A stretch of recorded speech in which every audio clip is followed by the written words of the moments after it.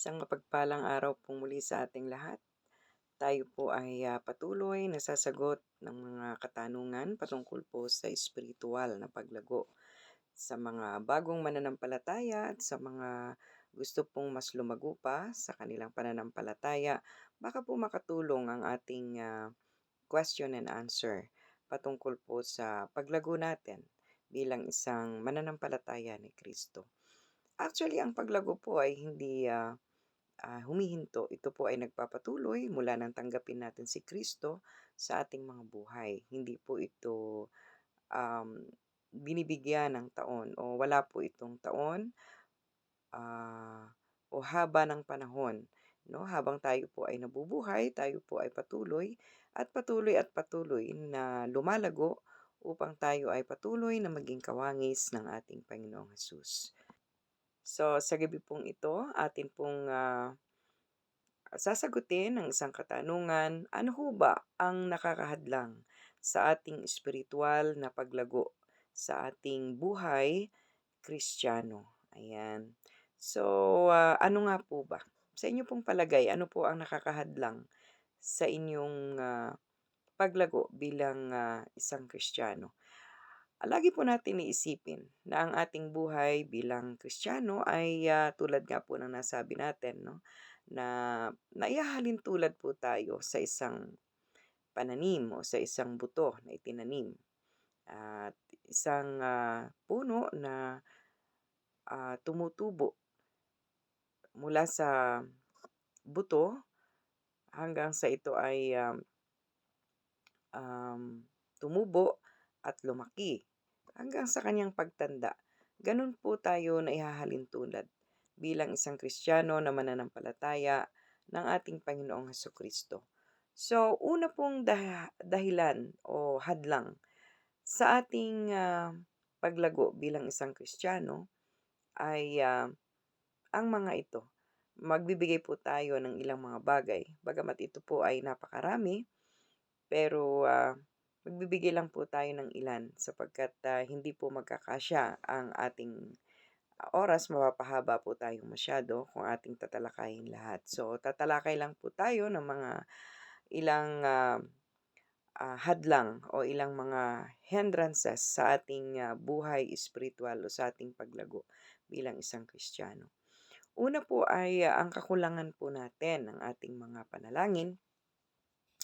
Minsan akala natin ay ang panalangin po ay ah, parang isang bagay lamang na wala lang, no?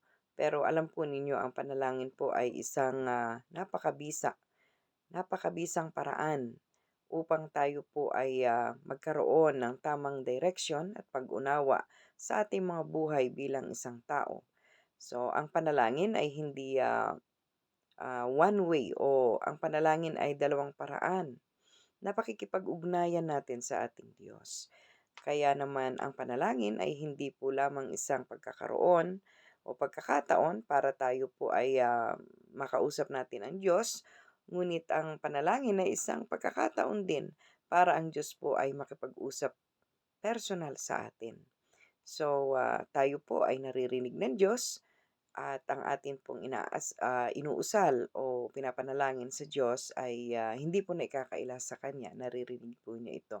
So, ang spiritual po na paglapit natin sa Panginoon sa pamamagitan ng paggugol na mas maraming oras sa Kanya, pakikipag-usap sa Kanya, ay napakahalaga po nito sa isang buhay na lumalago sa ating Panginoong Hesus. So, sa Jeremiah chapter 33 verse 3, sabi niya po doon, tumawag ka sa akin at sasagutin kita at magpapakita sa iyo ang mga dakila, no? At makapangyarihang bagay na hindi mo pa nalalaman. Yun sabi niya doon. Jeremiah 33, call unto me, sabi niya doon, ano? Tumawag ka sa akin at sasagutin kita at magpapakita sa iyo ang mga dakila at makapangyarihang bagay na hindi mo pa nalalaman. Doon po sa 1 Thessalonians chapter 5 verse 17, sabi niya doon, pray without ceasing or manalangin ng walang tigil. Sa Santiago chapter 5 verse 16, sabi niya doon, ipahayag mo ang iyong mga kasalanan o ipahayag ninyo ang inyong mga kasalanan sa isa't isa at ipanalangin ng isa't isa upang kayo ay gumaling. Malaki ang pakinabang ng isang mabisa at mataimtim na panalangin ng isang taong matuwid. So, ang lahat ng ito, ang lahat ng scripture na ito ay nakapagsasabi na ang panalangin po ay napakahalaga sa atin bilang isang mananampalataya o bagong mananampalataya kay Kristo. Ang meron po tayong regular na pakipag-usap sa ating Panginoon. Pangalawa po na nagiging hadlang ay ang kakulangan natin ng pag-aaral ng Biblia at pagninilay-nilay nito, no? Yung reading and meditation. Ang pagbabasa po ay hindi lang binabasa. Ang pagbabasa po ng isang salita ng Panginoon ay ginagawa po ito ng buong puso. Meron pong pagkauhaw na pagbasa, no? Hindi basta binabasa. Kasi pag binasa lang natin to sa ating mga sarili, maaaring hindi natin ito maintindihan. Lalo na kapag napunta ka dun sa binabasa mo, puro mga ah, yung bang mahirap unawain, no? So, ang kailangan po natin ay ang guidance ng Holy Spirit. So, bago po natin basahin ang salita ng Panginoon, manalangin po muna tayo. Sabihin natin sa Diyos, Lord, tulungan mo ako sa pamamagitan ng iyong banal na Espiritu upang ang aking babasahin na salita mo ay aking maunawaan, aking maintindihan kung ano ang aking binabasa. At pagkatapos mo itong basahin, nilay-nilayin mo ito at pag-aralan mong mabuti. Pagkatapos mong pag-aralan, ito ay iyong isakatuparan. Gawin mo ang iyong nabasa, no? Itanim mo sa iyong isip at sa iyong puso upang ito ay patuloy na magkaroon ng bunga o magkaroon ng application sa ating mga buhay. So, mahalaga po na ang Biblia ay binabasa, inaalam, pinag-aaralan, at nininilay-nilay. Ibig sabihin, minemeditate, no? Basahin mo yung isang verse and then nilay-nilayin mo ito, intindihin mo itong mabuti, no? Dapat sapagkat ang banal na salita po ng Diyos ay isang kalikasan ng Diyos, no? Ito ay ang mga plano at tuntunin ng Diyos sa ating mga buhay. Ang ating mga makasalanang kalikasan bilang tao ay ang pagtubos ng Diyos para sa isang tao sa pamamagitan ng ating Panginoong Kristo. So, kailangan po nating malaman ito, matutunan ito. Bakit binabasa natin ang Biblia? Dahil ito po yung mag-educate sa atin, magbibigay sa atin ng buong kaalaman, magbibigay sa atin ng pangunawang espiritual. Ito po ang salita ng Diyos na mag-aakay sa atin tungo sa buhay, tungo sa daan na gusto niya sa ating mga buhay. Marami tayong matututunan dito kapag ito'y binasa natin ng buong puso. Binasa natin na may pagkauhaw. Binasa natin na may pag-asam sa mga salita ng ating Panginoon. So, yung likong buhay natin, yung mga buhay natin na hindi maganda, mapipicture natin dito. Makikita natin dito kung ano ang matuwid na buhay, kung ano ang mga bagay na tama sa harapan ng ating Panginoon. So, pag ito po ay ating nalaman, karoon tayo ng knowledge dito, ask the Holy Spirit para ibigay niya sa atin yung spiritual wisdom para mai-apply natin ang salita ng Diyos sa ating buhay na kalugod-lugod sa ating Panginoon. May apply natin ito through wisdom, no? Karoon tayo ng wisdom how to apply the word of God sa ating mga buhay. So, yan. Sabi nga yun sa 2 Timothy chapter 2 verse 15, maging masigasig tayo sa ating sarili na ito po yung ginagawang pag-aaral. Study to show thyself, sabi niya doon. Approve unto God, no? A workman that needeth not to be ashamed, rightly dividing the word of truth.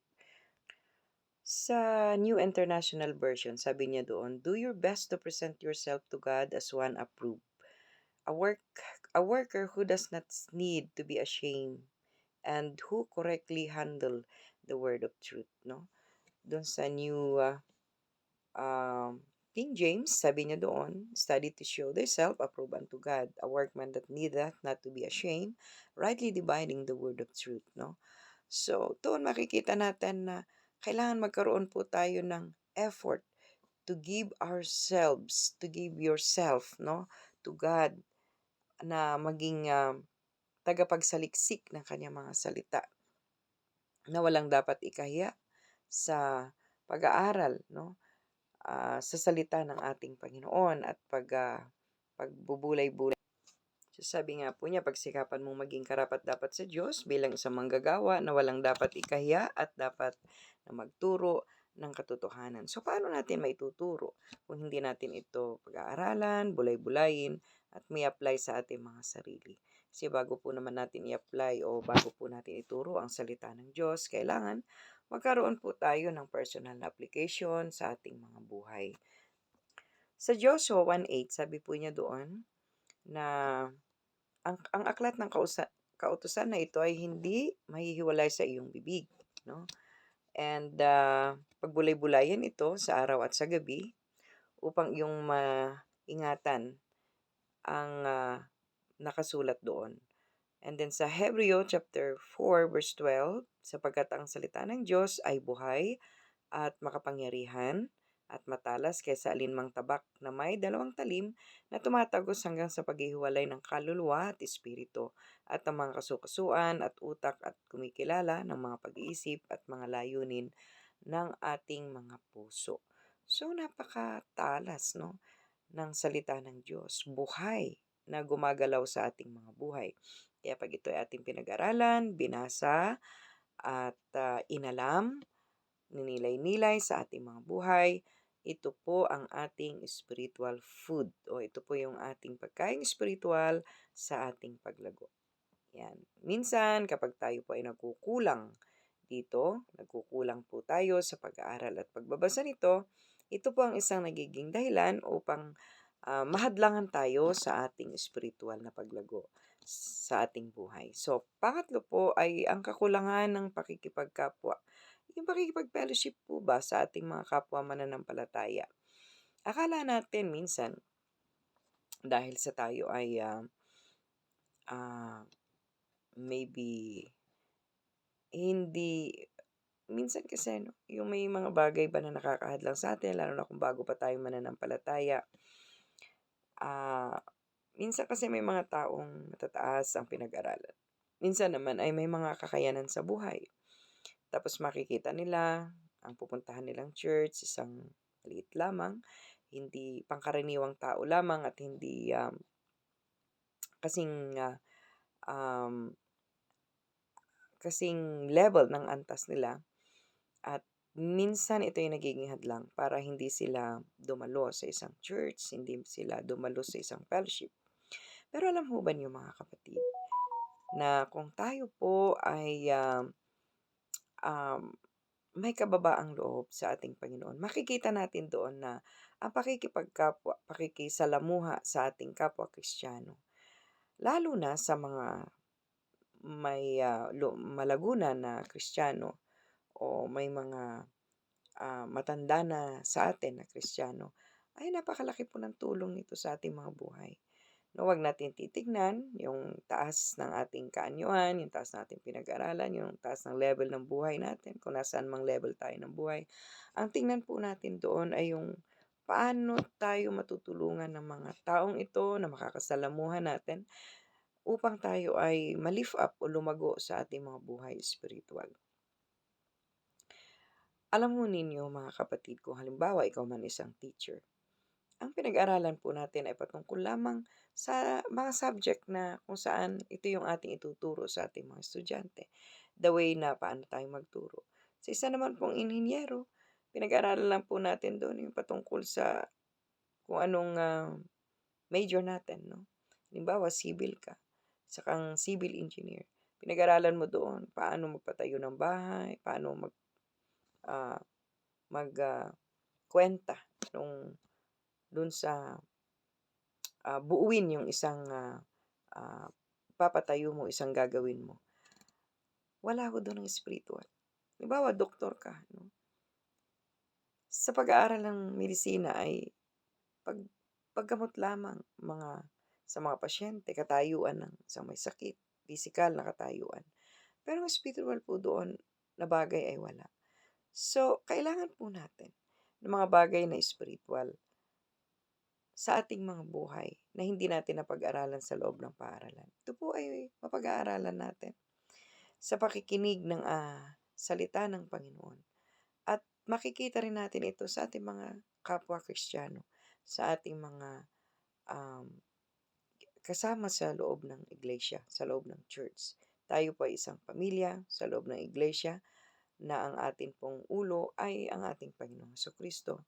So, kailangan po natin ang tamang tao na makakasama o makakasama bilang mag-guide sa atin sa ating buhay spiritual. May mga pastors, may mga elder ng church, may mga marami po sa loob ng iglesia ang makakatulong sa atin para tayo mai-guide sa ating buhay espiritual. So kung tayo po ay iiwas sa kanila, hindi tayo makikisalamuha, ito pang isang hadlang upang tayo po ay hindi lumaki sa ating buhay espiritual. Ano po ang sabi niya ron sa 1 Corinthians chapter 15 verse 33? Huwag kayong padaya. Ang masamang kasama ay sumisira ng mabuting ugali. So, kapag ang kasama mo ay um, high ang kanyang spiritual, no? Mataas ang spiritual level ng kanyang buhay, ikaw ay mapapasunod, mapapasama ka, tataas din ang level ng buhay mo spiritually. So kapag ang kasama mo ay mga taong dadalin ka o aakayin ka doon sa buhay na maglalayo sa atin sa Diyos, ito po ay isang bagay na hindi maganda. So, wag po tayong padaya, no? Doon sa 2 Corinthians 6:14-15, sabi niya doon, huwag kayong makipamatok ng hindi pantay sa mga hindi mananampalataya. Sapagkat anong pakisama mayroon ang katwiran sa katampalasanan at anong pakikipag-isa ang may liwanag sa kadiliman.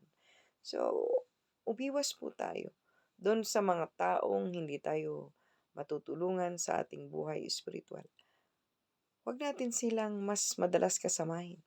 Dapat ang mas madalas nating kasamahin ay ang mga taong makapag-guide sa atin, sa ating espiritual na paglago sa ating mga buhay. Iwasan natin yung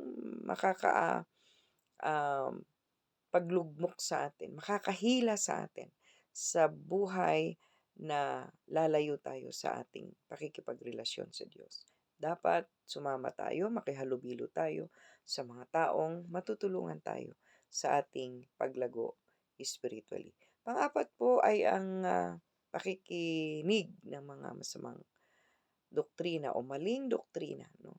Minsan, ito po ay naging hadlang sa ating spiritual na paglago sapagkat ang isang tao ay spiritual na kumakain. Tayo pong lahat ay kumakain ng mga sarili nating pagkaing spiritual. Kapag mali po ang ating impormasyon na nakain, ang doktrina na nag ah, nalasap ng isang tao, so ito po ay mali din ang patutunguhan. So ito ay isang hadlang sa ating paglago kapag tayo ay nakakakinig ng mga bagay na maling doktrina sa ating mga buhay. No, binabalaan tayo ng Diyos patungkol dito sa sa pamamagitan ng salita ng Diyos. Kapag tayo po ay sumunod sa maling doktrina, ang sabi niya po doon, umiwas po tayo sa pagsunod sa mga huwad na propeta, no? Sa Korinto, sabi niya doon, ang taong sumusunod sa maling doktrina at sa mga huwad na guro ay isang tao na hindi lamang nalinlang, ngunit nililinlang din niya ang taong kanyang nililinlang mismo niya ang kanyang sarili, no? Sa Matthew 24 verse 11. Pagkatapos ay nagsibangon ang mga maraming huwad na propeta at iniligaw ang marami. 1 Timothy 4:1, sabi niya, ngayon ay malinaw na sinasabi ng Espiritu na sa mga huling panahon, ang ilan ay alis sa pananampalataya, na nakikinig sa mga espiritu mapandinglang at mga aral ng mga demonyo. 1 Timothy chapter 4 verse 16. So, tingnan natin ito. Kaya dapat maging aware tayo. Kapag alam natin na ang kanilang itinuturo ay out of the Bible o hindi katuruan ni Kristo, no? Hindi teaching of our Lord Jesus Christ, hindi nakabase sa Bible ang kanilang itinuturo, maging aware po tayo at iwasan natin ang mga ganitong maling katuruan o maling doktrina dahil hindi ito po ang isa sa makakahadlang upang ang ating paglago ay hindi magpatuloy, no? So, yan. And then, ang susunod po pang-5 ay ang pamumuhay po natin sa kasalanan. Kailangan tayo po ay mabuhay na may malinis na puso at ah, sikapin natin na laging malinis ang ating puso. Kaya nga po tayo ay may pananalangin upang hingi po natin sa pang-araw-araw ang ating buhay na nagkakamali sa Diyos. Tama po, hindi po perpekto ang tao, may mga pagkakamali po tayo minsan. Pero iba po yung nabubuhay ka sa kasalanan at iba po yung nakakagawa ka ng kasalanang hindi mo namamalayan o minsan ay nadapa ka sa kasalanan, no? Ito po ay nahihingi ng tawad sa Diyos at tayo po ay nililinis at pinapapatawad ng ating Panginoon. Iba naman po yung pamumuhay na ikaw ay namumuhay sa kasalanan. Alam mo ng mali, pero hindi mo pa ito tinatalikuran. So, isang buhay Kristiyano, tayo po ay bago pa sa pananampalataya, tayo po ay mabuhay ng may kabanalan sa Diyos, tayo po ay mabuhay ng nararapat sa Panginoon at hindi dapat mabuhay sa kasalanan. Ang isang buhay na hindi ipinahayag ang kanyang kasalanan ay isang bagay na nakakahadlang sa kanyang buhay espiritual, sa kanyang paglago. Kapag may marami siyang itinatago sa kanyang puso na hindi pa niya ipinapahingi ng tawad sa Diyos, ito po ay nakakahadlang. Ano ho ba yung kasalanan sa isang tao na nakakahadlang sa kanyang buhay, sa kanyang paglago na hindi pa inaipapatawad sa Panginoon? For example po ay ang hindi pagpapatawad, 'no, yung unforgiveness, yung ang forgiving spirit. Kapag ho may mga bitterness tayo sa puso, sama ng loob na hindi pa natin mailabas, na hindi natin ihingi ng tawad sa Panginoon at hindi tayo natutong magpatawad, isa pong napakalaking hadlang nito at masasabi nating kasalanan sa harapan ng Diyos. Ihingi po natin ng tawad ito. Sabihin natin, Panginoon, turuan mo akong magpatawad. Linisin mo ang aking puso. Ano man ang pait, ano man yung bitterness na nararamdaman ko sa puso ko, unti-unti mo itong alisin. Punasin mo po ito. Pakatawarin mo po ako. Pakalinisin mo po ako sa aking buhay upang hindi po ito ang maging hadlang sa aking paglago bilang isang anak mo. Ayun, sabi nga po niya doon, pag tayo ay humingi ng kapatawaran sa Diyos, tayo po ay kanyang lilinisin. Lahat ng bagay na nagiging cause ng kasalanan sa ating buhay ay mapapatawad ng ating Panginoon kapag tayo po ay buong pusong humingi ng kapatawaran upang tayo hindi mamuhay sa kasalanan na siya nagiging hadlang sa ating paglago bilang isang namubuhay bilang isang lumalagong Kristiyano. Ayan. Sabi niya sa Isaiah chapter 59 verse 1 and 2, narito ang kamay ng Panginoon ay hindi umikli, na hindi makapagligtas, ni ang kanyang mga taenga ay may mabigat na hindi makarinig. Ngunit ang inyong mga kasalanan ay naghihiwalay sa inyo sa Diyos. O ayan, o. At ang inyong mga kasalanan ay ikinubli ang kaniyang mukha sa inyo upang hindi niya marinig. O 1 John 1:9, sabi niya roon, kung pinahayag natin ang ating mga kasalanan, siya ay tapat at makatarungan na nagpapatawad sa ating mga kasalanan at nililinis niya tayo sa ating mga kalikuan. Kaya, kung malinis ang ating budhi, malinis ang ating puso, wala akong hadlang sa ating paglago. Hindi mabilis yung paglago natin.